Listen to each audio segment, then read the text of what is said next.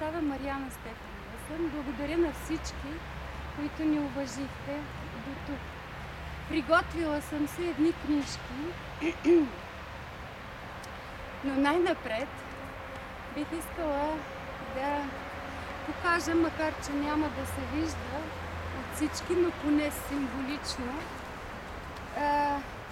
Обаче вие ще ми подсказвате. Това е една много любима ваша мисъл. Обръщам се към колегите учители, които са наши възпитаници, бивши, настоящи, бъдещи, които пишат дипломни работи при нас, защитават степени и в техните разработки, не лично аз, съм останала с впечатление, че една от любимите им мисли е на Конфуций.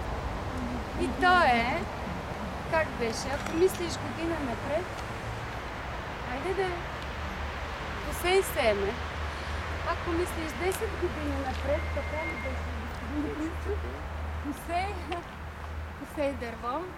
И ако мислиш 100 години напред, възпитай поколения.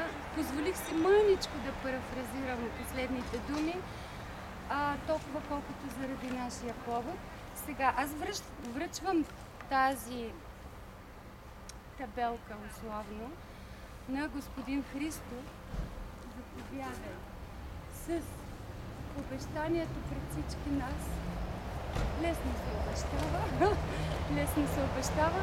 Обещанието, че с твоята креативност ще измислиш каква табелка, каква почетна или други.